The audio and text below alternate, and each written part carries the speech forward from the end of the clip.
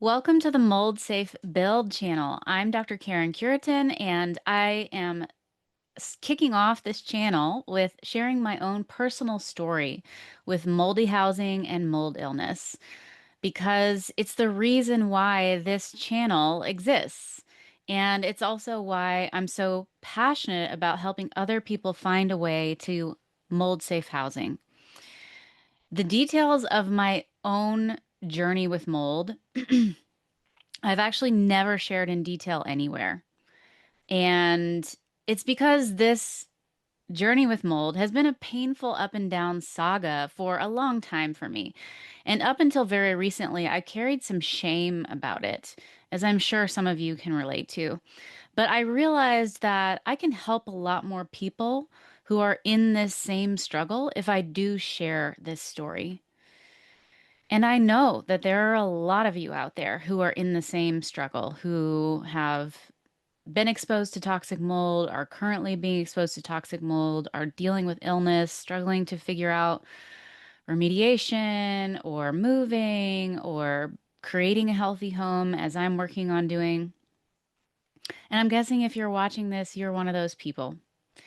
And I know from personal experience and working with a ton of patients dealing with mold illness that it can feel like a really lonely journey. And a lot of people in your life will not be able to relate, might not even be supportive, and might actually even imply that the illness you're dealing with isn't real. That kind of crap happened to me too. And so I hope that my story and connecting with me through this channel helps you to feel that you're not alone and you're not crazy. What's making you sick may not be visible, and it doesn't affect everyone the same, but it is very real. And there is a measurable and scientifically validated reason that you are sick if you're living in toxic mold. So I hope this story gives you the validation that you may not be getting from other people in your life, and also the motivation to address the mold illness, address the mold problem in wherever you're living. Because, this isn't always an easy path, but I can tell you from my own personal experience that it's very worth it to not just accept it, to actually do something about it, to change your living circumstances, to stop the poisoning of your body. And on the other side of that is so much joy and health. And I think we all want that, right? So I'm going to start telling my story now. It's a little bit long, but I tried to abbreviate it to the best that I could. And again, I hope this really helps you to feel seen and heard and know that you're not alone.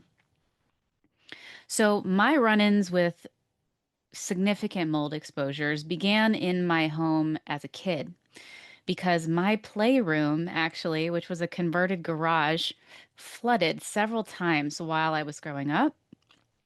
And back then, nobody knew just how sick that could make a building, including my parents.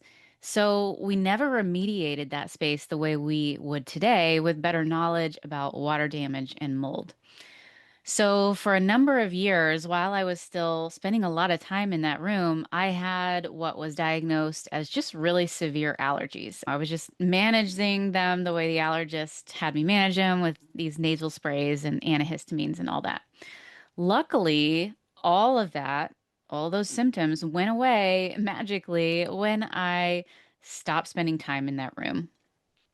And then I remained actually quite well until I went to college.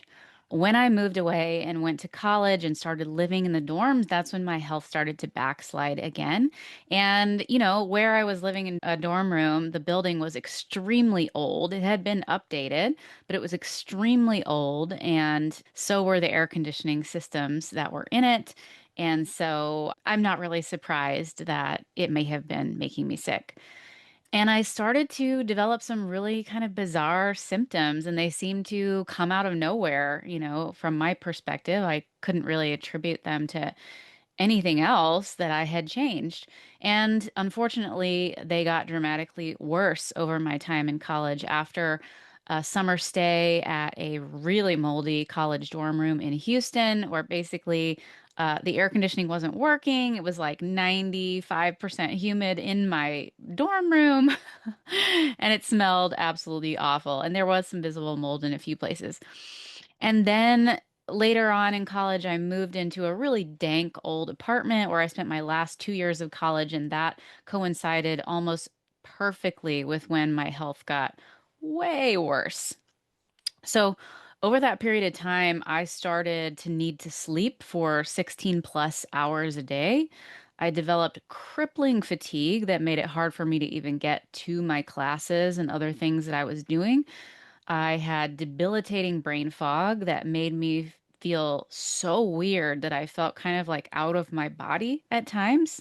I'm sure some of you with mold illness can relate, but the brain fog can feel really bizarre. It can make you feel really out of touch and like you can't process things well. And it feels like other people can absolutely tell that something is wrong in your head.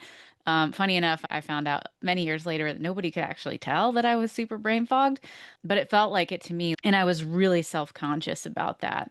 I also developed anxiety, which I'd never really had before. I became really irritable for no reason. I started having hot flashes and night sweats. My period became irregular. I lost half my hair. I also lost most of my muscle mass, actually, despite having a robust, healthy diet and exercising really regularly, actually, until my energy just got so bad I couldn't do it anymore. So the muscle mass happened all before that, actually, which was really bizarre. Um, and I stopped being able to tolerate alcohol and other things. And I developed my first food intolerance at that time as well. And I would go on to develop many more over time because of mold illness and nervous system dysregulation. So, despite all of those symptoms, which were really intense and debilitating, I was determined to push through and graduate from college with my pre-med majors. I continued working in a lab, even though I don't know if that was a good idea because I was so out of it and my brain felt so weird. It was just really hard for me to keep up with everything going on. I also had a part-time job and I would drive 6 hours every few weekends to see my long-distance boyfriend, despite the fact that I was falling asleep at the wheel repeatedly almost every time I drove that long distance. And I'm really actually lucky I didn't die in a car crash during that period of time. But pushing myself like that would lead me into serious nervous system dysregulation over time, which I think compounded or made worse the way my body responded to mold as I had more and more exposures over time. And that's also how I became passionate later in my healing journey about rewiring the brain and regulating the nervous system for healing. It was also a critical part of my recovery later on after the illness got a lot worse. So, I also worked with a naturopathic doctor in my last year of college, and she was able to address some things that were going on that helped me to function better. And she gave me a lot of hope that I would recover. I didn't recover while I was working with her, but I did get more functional for sure.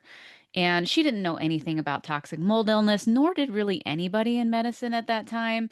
But this experience with naturopathic medicine actually being able to help me somewhat was a huge breath of fresh air after being told by numerous conventional medicine doctors that nothing was wrong and just come back when you have real problems. And in the meantime, why don't you go to therapy? Yeah, I got all of those dismissals. I even got diagnosed with an eating disorder, which was so far from the truth. It was bizarre, but they couldn't explain why I was losing all this weight. So, yeah, that's what they attributed it to. This dismissal happened after these conventional doctors just ran a couple of super basic tests, like, oh, let's your thyroid function and your basic metabolic panel and your blood counts. We can't find anything there, so it must be in your head. I mean, it was traumatic, and I know it's traumatic for so many people dealing with mold illness because it's so incredibly common. If a doctor doesn't know what to look for, then they end up thinking, well, I can't find it, so it must not be real. And I think that that is an absolute Form of malpractice. So after college, I ended up taking a year off because I was so sick when I graduated. And during that period of time, I decided I think I'd like to become a naturopathic physician myself so that I have more alternative and progressive ways of thinking about healing so that I have functional medicine testing and tools beyond the super limited stuff that the conventional doctors had. I wanted to actually be able to help people get to the root cause of why they were sick, even though I still didn't know the root cause for my own illness. But I was like, I'm going to learn that in school. I'm sure they're going to teach me that, right? So during that year off of college, I moved back home to my parents' newer home. And I was actually able to dramatically heal over that period of time. Not 100%, but I got so much better. And in many ways, I did feel like my old self again. I was able to go out with my friends, I was able to exercise again, and generally had a much fuller life. And so at the end of that year, I thought, okay, I think I'm ready. I think I can handle going to this naturopathic medical school. And so I went off to Portland, Oregon, which is where my naturopathic medical school was. And during the 6 years in school there, I lived in a lot of low budget apartments or houses as a roommate with other people. And some of these places, in retrospect, had obvious mold problems. My health got dramatically worse during my time in medical school. Now I had developed things like really severe insomnia, again, really awful brain fog came back, extreme fatigue again, and a growing list of chronic viral, tick-borne, and parasitic infections, and also sensitivities to food, light, sound, and more. At the end of medical school, I was actually sitting in all of my classes with sunglasses on because the fluorescent lights were giving me such horrible headaches. But again, at that time, I didn't know about mold illness, and they were not teaching about that in naturopathic medical school at that time. It really did not become known until after I graduated. But it's interesting to look back and notice how my symptoms were dramatically worse in certain places that I lived and better in other places I lived. Meanwhile, everything else being basically equivalent in my life, like nothing else really changed dramatically while I was in medical school other than where I lived, right? That changed numerous times while I was in school. And so, luckily, at the time of graduation, I had recently moved into a place where I felt like I was actually improving. And I didn't know it was because I had moved. I was just like, oh, look, I'm starting to feel a little better. Maybe it's because graduation is coming up soon, and that feels like a huge relief. But I don't think that's what it was in retrospect.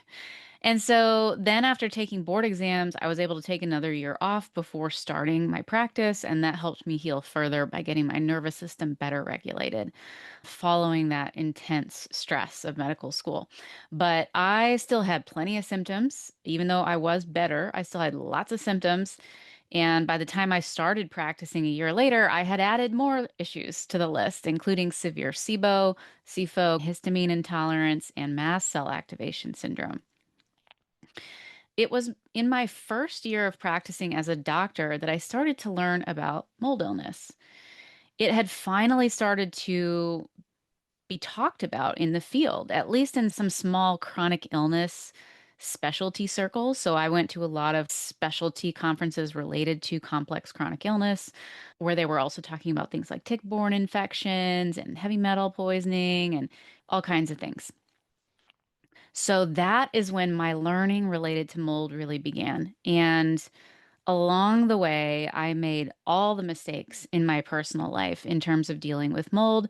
I really underestimated it up until I really couldn't anymore, and until it took so much from me that I had to address it.